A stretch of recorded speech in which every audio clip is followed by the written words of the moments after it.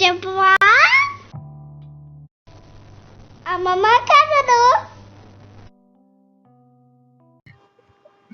Hello, మళ్ళీ వచ్చేసింది మీ మీనాక్షి అమ్మమ్మ మీ అందరి కోసమని. ఏం చేస్తున్నారు అందరూ? చాలా చాలా చాలా రోజులు అయిపోయింది కదా మనం కలిసి. ఇప్పటి నుంచి మళ్ళీ ట్రై చేద్దాం కథలు చెప్పుకోవడానికి. అయితే ఈ రోజు నేను ఏం కథ చెప్తున్నాను తెలుసా? సొంత కథ అనమాట. నా పిల్లలకి చిన్నప్పుడు చెప్పిన స్టోరీ మీ అందరి కోసం, అంటే నా మనవరాళ్ళందరి కోసం నేను ఇప్పుడు చెప్తున్నాను. అయితే అనగనగనగనగా ఒక ఊర్లో ఒక రాజు ఉన్నాడు. ఆ రాజుకి నరేంద్ర అని ఒక బాబు ఉన్నాడు. అయితే ఆ బాబు ఏమో చాలా బుద్ధిగా ఉండేవాడు. చాలా టాలెంట్స్ అన్నమాట. అంటే విద్యలు బాగా నేర్చుకునేవాడు. అన్ని చదువుల్లోనూ, వినయ విధేయతల్లోనూ, సంగీత పరిజ్ఞానంలోనూ ఏది ఏది లేదు, అన్ని వాట్ నాట్ ఎవ్రీథింగ్ అనమాట. అన్నీ ఉన్నాయి మంచి బుద్ధులు. కానీ రోజు రోజుకి పెద్ద అవుతున్న కొలది పెద్దవాళ్ళకి రెస్పెక్ట్ ఇవ్వడం మానేశాడు అంటే నాట్ ఇంటెన్షనల్. అమ్మ నాన్న బిజీగా ఉంటారు కదా, కొంచెం పట్టించుకోరు కదా. వాళ్ళకి టైం ఉండక పట్టించుకోరు. ముద్దు లేక కాదు, కేర్లెస్నెస్ తో కాదనమాట. అయితే ఇప్పుడు ఏం చేస్తాడంటే, అమ్మ తనతోనే ఉండాలి, నాన్న తనతోనే ఉండాలి అనే ఉద్దేశంతో ఏం చేస్తాడు, ఎదురు సమాధానాలు ఇవ్వడం మొదలు పెట్టాడు. కోపం తనకి తెలియకుండా తన మనసులో ఒక చిన్న కోపం ఏర్పడిపోయింది. అది కూడా ప్రేమతో కూడిన కోపమే అన్నమాట. అమ్మ నాతో ఎక్కువ స్పెండ్ చేయలేకపోతుంది, నాన్న కూడా నాతో స్పెండ్ చేయలేకపోతున్నారు, వాళ్ళిద్దరు నాతో పాటు ఉండేటట్టుగా చేద్దామని చెప్పేసి. ఫర్ ఎగ్జాంపుల్, మీరు స్కూల్కి వెళ్తూ ఉంటారు, టిఫిన్ తినని మారం చేస్తారు. మీకు ఓన్గా తినడం వచ్చు, కానీ తినని మారం చేస్తారు కదా. నువ్వు తినిపిస్తేనే తింటా అని కళ్ళు ఇలా పెద్ద చేసేస్తారు అమ్మని నాన్నని కదా. తిన్నా, టైం అయిపోతుంది, నేను బాక్స్ ప్యాక్ చేయాలంటే మీరు అల్లరి చేస్తారా లేదా? పాలు తాగేస్తారా బుద్ధిగా? కాదు. మీకు తెలుసు కదా మీరు ఏం చేస్తుంటారో. నా బ్యాక్ సైడ్ పెట్టు కావాలని, మీకు అన్నీ వచ్చు, కానీ అమ్మ తన చుట్టూనే ఉండాలి, తన దగ్గరే ఉండాలన్న ఉద్దేశంతో మీరు అది ఎక్కువ చేస్తుంటారు. కానీ దానితో అమ్మకి నాన్నకి ప్రెషర్ ఎక్కువైపోతుంది. అవునా కదా? అవుతుంది కదా. అయితే ఈ ప్రెషర్ ఎక్కువ అవడం వల్ల ఏమవుతుంది, నా బుద్ధిమంతులైన ఇంత గుడ్ హ్యాబిట్స్ ఉన్న నా పిల్లలు ఎందుకు ఇలాగా, ఎలా, ఏం చేస్తే వీళ్ళు మంచిగా అవుతారు అని చెప్పి ఆలోచించి బాధపడుతుంటారు. వాళ్ళకి మరి వర్క్ చేసుకుంటున్నారు కదా ఇప్పుడు అమ్మ నాన్న వాళ్ళు. దే ఆర్ ఆల్సో వర్కింగ్ కదా, సాఫ్ట్వేర్ లేదా some other working, doctors are engineer, some other work ఏదో ఒకటి చేస్తూ ఉంటారు కదా. దే ఎర్న్ మనీ కదా. అందుకనే కదా మీకు ఇన్ని బొమ్మలు, ఇంత మంచి స్కూల్స్ లో మీరు చదువుకుంటున్నారు. కానీ మీ చిన్ని మనసుకి అది అర్థం కాదు. మీకు కావలసిందల్లా అమ్మ నాన్న. మీ తప్పు ఏమీ లేదు అక్కడ, అమ్మ నాన్నల తప్పు ఏం లేదు. కానీ మీకు కావాల్సింది అమ్మ నాన్న కదా. అయితే ఇలా అవుతా ఉంటే ఏమైంది, ఒకసారి అక్కడ నరేంద్రుడి గురించి చెప్తున్నాను కదా. ఒక రాజకుమారుడు నరేంద్రుడు కూడా మీలాగే అల్లరి చేస్తూ ఉన్నారనమాట. మరి ఎలా? చాలా కోపం వస్తుంది. ఆ రోజుల్లో పెద్ద పెద్ద సాధువులు, పండితులు, గురువులు అలా ఉండేవారు. ఎంతో వేద పరిజ్ఞానం కలిగిన, మంత్ర తంత్రాలు తెలిసిన పెద్ద పెద్ద వాళ్ళు రాజుగారి దర్బార్లోకి వస్తూ ఉంటారు కదా. అయితే ఈ నరేంద్రుడు ఏం చేశాడంటే, తన సహజ ప్రవృత్తితోనే నన్నే పట్టించుకోవాలి, వాళ్ళతో మాట్లాడకూడదు అని చెప్పేసి ఏం చేస్తాడు, వెళ్ళి నాన్నగారు మీరు నాతోనే మాట్లాడాలి అని చెప్పి తన నోటికి వచ్చిన మాటలన్నీ అనేస్తాడు. చిన్న బాబు, తెలియదు, కానీ ఆలోచించే శక్తి మీ అందరిలోనూ ఉంది. ఎలా మనం నడుచుకోవాలి, అమ్మా నాన్నలు ఎంత కష్టపడుతున్నారు, ఆ కష్టపడేదంతా నా కోసమేనా, వాళ్ళ సొంతానికా కాదు, నా కోసమేనా ఆలోచిస్తే మీరు ఖచ్చితంగా అలా చేయరు. పాపం అక్కడ ఆ బుజ్జి కన్నయ్య నరేంద్రుడు కూడా తనకి తెలియకుండానే పెద్ద నా మనిషి ఇంటికి వచ్చినప్పుడు, అంటే రాజదర్బార్కి వచ్చినప్పుడు అతని ముందే సరిగ్గా ప్రవర్తించడు అనమాట. అంటే he behaves very rude, arrogant. అంటే ఇది నా అధికారం, నా అమ్మ దగ్గర నాకున్న చనువు, నా అమ్మ దగ్గర నాకున్న చనువు అనుకున్నాడే గాని తెలియదు అతనికి పాపం. అయితే ఏమైంది మరి, ఆయనకి ఆ పెద్ద మనిషికి చాలా కోపం వచ్చింది. ఎవరి మీద? నరేంద్ర మీద. వచ్చి ఒక శాపం పెట్టేస్తారు. ఏమని? నువ్వు ఇంత అల్లరి చేసినావు, నీకు అమ్మ నాన్నల విలువ తెలియట్లేదు, నువ్వు చాలా తప్పు చేస్తున్నావు, నీకు బుద్ధి రావాలి అంటే నేను ఒక శాపం ఇస్తున్నాను. నువ్వు అన్నీ తెలుసుకుని వచ్చిన నాడే నీకు ఈ శాప విమోచన కలుగుతుంది. మరి ఏమని శాపం ఇచ్చారు ఆయన?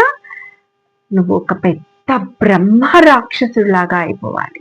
అందమైన ముద్దుల చిన్ని బంగారు కొండ నరేంద్ర ఒక పెద్ద డీమోన్ అయిపోతాడు అనమాట. ఇదిగో ఇలా. సో బాధేస్తుంది. మరి శాప విమోచన ఎలాగ స్వామి అని ఆ నరేంద్రుడి తండ్రి రాజుగారు అడుగుతారు. అడిగితే, ఎప్పుడైతే నీ కుమారుడు నరేంద్రకి బుద్ధిమంతులైన మంచి బుద్ధి జ్ఞానం కలిగిన పిల్లలని చూసి వాళ్ళకి సేవ చేసి వాళ్ళ తల్లిదండ్రులకి సేవ చేస్తాడో ఆ రోజునే నీ కొడుకుకి ఈ శాప విమోచన అయిపోతుంది అని అంటారన్నమాట. మరి డీమన్ మరి అక్కడ రాజ్యంలో ఉండలేడు కదా, అలా వెళ్ళిపోతాడు. తను మర్చిపోతాడు ఏం జరిగింది అన్నది.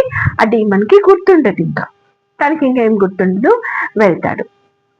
వెళ్ళి ఏం చేస్తాడమ్మా, వెళ్తుంటే ఈ కథ ఇక్కడ కాపేసి వేరే అందులోనే ఇంకొక చిన్న స్టోరీ అన్నమాట.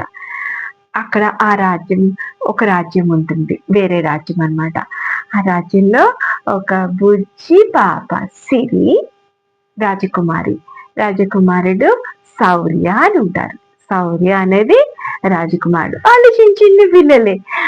సిరి మీలాగే పట్టులంగా వేసుకొని, పాపిడి బిళ్ళ, బంగారు ఆభరణాలు అన్ని వేసుకొని, కాళ్ళకి గజ్జలు పెట్టుకుని గల్లు ఇంట్లో తిరుగుతూ ఉంటుంది. చాలా బుద్ధిమంతురాలు, వెరీ ఒబీడియంట్ టు పేరెంట్స్ అనమాట. హెల్ప్ చేస్తుంది. తన దగ్గర ఉన్న ఫ్రెండ్స్ అందరికి, సర్వెంట్స్, మేట్స్ అందరితోనూ చాలా మంచిగా ఉంటుంది. మరి శౌర్య రాజకుమారుడు ఎలా ఉంటాడు? తను రాజులు ధరిస్తారు కదా, ఒక షేర్వాణి లాంటిది వేసుకొని, తను కూడా పట్టు బట్టలు వేసుకొని ఆభరణాలతో ఉంటాడు. చాలా బుద్ధిమంతుడు. పెద్దలకి మీరందరూ కూడా బుద్ధిమంతులే, కాదని నా ఉద్దేశం. వాళ్ళు చాలా బుద్ధిగా ఉంటారు అనమాట, చాలా మెచ్యూర్డ్ గా. ఎవ్రీథింగ్ అంటే అమ్మ నాన్నల కష్టము, వాళ్ళ బిజీ స్కెడ్యూల్స్ అన్ని అబ్జర్వ్ చేసుకుంటూ వాళ్ళ మట్టుకు వాళ్ళు, వాళ్ళ మేట్స్, హెల్పర్స్ వాళ్ళతో పాటు ఉంటే తోటలోకి వెళ్ళి, వాళ్ళకి పెద్ద తోట ఉంటుంది కదా రాజులకి, ఆ తోటకి వెళ్ళి బాగా ఆడుకుంటూ ఉంటారన్నమాట. చాలా బాగా ఆడుకుంటూ ఎంజాయ్ చేస్తూ పువ్వులన్నీ కోసుకుంటూ ఉంటారు. ఇలా గార్డెన్స్ ఎంత అందంగా ఉంటుంది కదా చూడండి. ఆడుకుంటూ ఉంటారు, పళ్ళు కోసుకొని తీయ పళ్ళన్నీ కోసుకొని తింటూ ఉంటారు, హ్యాపీగా స్పెండ్ చేస్తుంటారు రోజు. ఒక రోజు అయితే ఏమైందంటే, వాళ్ళిద్దరు వాళ్ళ మీదనే మాటలు వింటారు అనమాట, రాజుది రాణిగారిది. ఒక రోజు గాలి వర్షం వచ్చి అన్ని చెట్లన్నీ కదిలిపోతూ ఉంటాయి. అమ్మో, అయితే కదిలిపోతూ ఉంటే వీళ్ళు భయపడి వెళ్ళిపోదామని హెల్పర్స్ కూడా తీసుకెళ్దామనే లోపల చీకటి అయిపోతుంది. ఒక పెద్ద డీమోన్ వస్తాడు. డీమోన్ వచ్చి సిరిని, శౌర్యాన్ని తన చేతిలోకి ఇలా చేతిలో పెట్టేప్పటికి శౌర్య ఇంత చిన్న పాప అయిపోతుంది, ఇంత చిన్న సైజ్ కనిపిస్తుంది. ఎవరికి? ఆ డీమన్ కి. అంటే డీమన్ హ్యాండ్ చాలా పెద్దగా ఉంటుంది కదా, తనే పెద్దగా, హ్యూజ్ బాడీ కదా తనది, డీమన్ది. తన హ్యాండ్ కూడా ఇంత పెద్దగా ఉంటది కదా. వాళ్ళిద్దరిని ఇలా ఎక్కించుకునేప్పటికీ వాళ్ళ ఇంట్లో టీ టీ అని ఉంటారు అనమాట, శౌర్య అండ్ సిరి. అయితే మరి భయపడిపోతారు. భయం వేసేస్తూ ఉంటుంది వాళ్ళిద్దరికి. అమ్మో అమ్మో అని డీమన్ని మనం ఎప్పుడు చూడలేదు కదా, నేను కూడా చూడలేదు, చూస్తే నేను కూడా అలాగే భయపడిపోతా. మరి చూసి ప్లీజ్ ప్లీజ్ ప్లీజ్ మమ్మల్ని వదిలేవా వదిలేవా ప్లీజ్ అని అడుగుతా. అంటే నేను వదలను, మిమ్మల్ని తినేస్తా అంటాడు. వాళ్ళ గాలికే పడిపోతూ ఉంటారు. హా అని అతను అనగానే పడిపోతూ ఉంటారు అనమాట. అంటే ప్లీజ్ మమ్మల్ని చంపొద్దు, మమ్మల్ని ఏం చేయొద్దు ప్లీజ్ అని ఏడ్చి ఏడ్చి రిక్వెస్ట్ చేస్తూ ఉంటారు. నీకు ఎన్ని కావాలంటే, ఇది మా రాజ్యమే, ఇది మా తోటనే, ఇక్కడ ఎన్ని మీకు ఫ్రూట్స్ కావాలన్నా మీకు ఇస్తాము, స్వీట్ ఫ్రూట్స్. అంటే వాళ్ళ మాటలు హాయిగా ఉంటాయన్నమాట. డీమన్ కి చిన్ని చిన్ని పాపలు, ముద్దు ముద్దు పలుకులు కదా, మీరు మాట్లాడితే ఎంతో స్వీట్ గా ఉంటుంది కదా, మీరు కబుర్లు చెప్తూ ఉంటే మాకు ఎంత హ్యాపీగా ఉంటుంది. అమ్మకి నాన్నకి, అమ్మమ్మ నానమ్మ తాతగారు తాతకి అందరికి ఎంత హ్యాపీగా ఉంటుంది కదా. అలాగే ఈ బుజ్జి బుజ్జి సిరి శౌర్య మాట్లాడుతూ ఉంటే ఆ డీమన్ కి చాలా హాయిగా అనిపిస్తుంది. ఆ డీమన్ ఎవరో గుర్తుపట్టారా? ఎవరు? నేను ఇస్తున్నా, ఒక్క నిమిషం, ఒక్క క్షణం, అయిపోయింది. గుర్తొచ్చారా? నరేంద్ర. ఆ రోజు కర్స్తో వచ్చేస్తాయి కదా, ఒక పెద్ద పండితుడు ఋషిపుంగువులు వస్తే వాళ్ళందరి ముందు నాన్నగారిని డిస్టర్బ్ చేస్తే కర్స్ వస్తే డీమన్ అయిపోయారు కదా. అతనే ఈ డీమన్ అనమాట. ఆ నరేంద్ర అనే ఈ డీమన్. అతనికి తెలీదు తను నరేంద్ర ఒక రాజకుమారుడు సంగతి మర్చిపోతాడు ఆ డీమన్. అయితే ఈ పిల్లల ముద్దు ముద్దు పలకలు చూసి చాలా మురిసిపోతాడు. ఆ పిల్లలేమో నీకు ఫ్రూట్స్ ఇస్తాము అని అంటే, ఓకే మీరిద్దరు భయపడకండి, నాతో ఆడుకోండి, మీ పలుకులు చాలా బాగున్నాయి, నాకు వినాలనిపిస్తూ ఉంది, మీరు ఫ్రూట్స్ అవి తీస్తే నేను తింటానని చెప్పేసి ఇలా తను చెయ్యిని ఇలా పైకట్టుతానే, అంత టాల్ తింటాడు కదా, హ్యూజ్ పర్సనాలిటీ కదా, పైకి ఇలా అంటే చెట్టు కొమ్మలకున్న పళ్ళన్నీ కొస్తారు. అంత పెద్ద ఏరియా కదా అతని హ్యాండ్, ఆ చేతిలోనే అన్ని పళ్ళు పెడతారు అని పెట్టి పళ్ళు వేసి డీమన్ కి నోట్లో పెడుతూ కవర్ చెప్తా ఉంటే, డీమన్ తిని ఎంత బాగున్నాయో, ఈ పళ్ళే కమనీయ, చాలా మధురంగా ఉంటే మీ బుజ్జి బుజ్జి చేతులతో మీరు నాకు పళ్ళు తినిపిస్తుంటే ఇంకా తీయగా ఉన్నాయి అని కబుర్లాడుకుంటూ ఉంటారు. అయిపోయిన తర్వాత కొన్ని పువ్వులు కూడా కోసిస్తారు వీళ్ళు.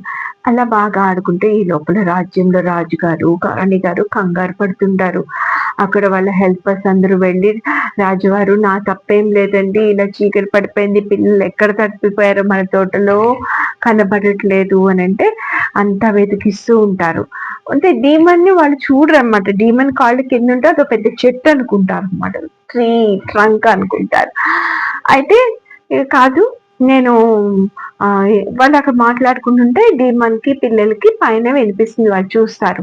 సరే అని చెప్పి డీమన్ అంటారు, సరే పదండి మీ ఇంటికి వెళ్దాం, మీ అమ్మ నాన్నల దగ్గర నేను దింపుతాను అని చెప్పి తీసుకెళ్తాడు. ఢింగ్ ఢింగ్ ఢింగ్ అనుకొని పిల్లలిద్దరితో కబుర్లు చెప్పుకుంటూ ముద్దులు చేసుకుంటూ తీసుకెళ్తారు అన్నమాట. ఎవరు? నరేంద్ర ద డీమన్ వెళ్తారు. వెళ్ళిన తర్వాత అక్కడ వాళ్ళ అమ్మ వాళ్ళకి దగ్గర తీసుకెళ్తే వచ్చి ఆ డీమన్ తనకి తెలియకుండానే, ఈ పిల్లలు ఇంత బంగారు కొండలు, ఇంత బుద్ధిమంతులు, మంచి వినయము విధేయత శాస్త్ర పరిజ్ఞానము అంటే చదువు సంధ్యలు అన్నీ ఉన్న మంచి పిల్లల్ని కన్న తండ్రులారా తల్లిదండ్రులారా మీకు నమస్తే, మీకు నా నమస్కారాలు అని చెప్పేసి వాళ్ళ కాళ్ళకి ఇలా దండం పెడతాడు. పెట్టగానే నరేంద్రగా మారిపోతాడు. ఒక అందమైన రాజకుమారుడు నరేంద్ర వచ్చేస్తాడు. అప్పుడు నరేంద్ర కూడా ఆశ్చర్యపోతాడు, ఇదేంటిది నేను కూడా నార్మల్ అయిపోయాను అనేసి. అని అప్పుడు తనకు గుర్తొస్తుంది తాను ఎవరు అనేది, తన గురించి తనకి తెలుస్తుంది. పిల్లలిద్దరు కూడా అదేంటో నువ్వు డీమన్ కదా అని అంటే, అదే కదా మిరాకిల్ అని. అప్పుడు నరేంద్రకి అన్ని గుర్తొచ్చి, నేను చిన్నప్పుడు అమ్మ నాన్నలతో చాలా అరగెంట్ గా రూట్ గా చాలా బ్యాడ్ బిహేవియర్ తో ఉన్నాను, అందుకనే ఒక పెద్ద ఋషి గారు మా ఇంటికి వచ్చినప్పుడు, రాజ్యానికి వచ్చినప్పుడు నన్ను ఇలా తప్పించారు, అంటే కర్స్ చేశారు. సో ఎప్పుడైతే నేను మీలాంటి మంచి పిల్లల్ని, మిమ్మల్ని కన్న తల్లిదండ్రులకి నమస్కారం చేసుకుంటే నా శాపం పోతుంది అని అన్నారు. మీరు ఇన్నాళ్ళకి నాకు దొరికారు, థ్యాంక్ యూ అని చెప్పి వాళ్ళిద్దరికి అమ్మ నాన్నలకి దండం పెట్టి పిల్లలతో కలిసి మళ్ళీ రాజుగారు రాణిగారు వీళ్ళందరూ తీసుకెళ్లి నరేంద్రను వాళ్ళ అమ్మ నాన్నకి అప్పగిస్తారు. అప్పటి నుంచి నరేంద్ర చాలా మంచిగా ఉంటాడు అమ్మతో నాన్నతో, రాజ్యంలో అందరితోనూ, వాళ్ళ దగ్గర వర్క్ చేస్తున్న అంటే సేవకులు హెల్పర్స్ తోనూ చాలా మంచిగా ఉండి మంచి పేరు తెచ్చుకొని మంచిగా చదువుకుని ఉంటాడు. సో దీని వలన మీ అందరికీ తెలిసినది ఏంటి? మన మంచి బుద్ధే మనకి మంచిని చేస్తుంది. మనము అమ్మ నాన్నల్ని కానీ మనకన్నా పెద్దవాళ్ళని కానీ కష్టపెట్టకూడదు. అందరితోనూ మంచిగా ఉండాలి. మనం బాగా చదువుకోవాలి. బాగా చదువుకోవాలంటే ఫస్ట్ ర్యాంక్ వస్తేనే బాగా చదివినట్టు కాదు. ఆ సబ్జెక్ట్ గురించి మీకు నాలెడ్జ్ వస్తే మీరు బాగా చదివినట్టు, అంతే. ర్యాంక్ కాదు క్రైటీరియా. ఓకేనా? మంచిగా చదువుకుంటే చాలు, ఆ సబ్జెక్ట్ మీకు అర్థమైతే చాలు, మంచిగా పరీక్షలో మీకు వచ్చినది పెడితే చాలు. నేనే టాపర్ అవ్వాలి, నేనే టాప్ ఆఫ్ అబౌవ్ ఆల్, అందరికన్నా పైన ఉండాలని ఎప్పుడూ అనుకోదు. మీరు చదవండి, మీరు తెచ్చుకోండి ఫస్ట్ ర్యాంకు. ఇంకొకటి ఎవరికి ఫస్ట్ ర్యాంక్ రాకూడదు, నాకే ఫస్ట్ ర్యాంక్ రావాలన్న భావన మీరు ఎప్పుడూ ఉండకూడదు. సరేనా? మీ అందరు కూడా బుద్ధి అయిపోతారు కదా.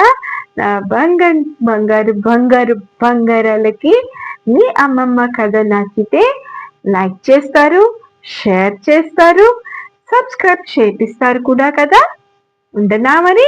మళ్ళీ మీ అందరి కోసం మీ మీనాక్షి అమ్మమ్మ వచ్చేస్తుంది.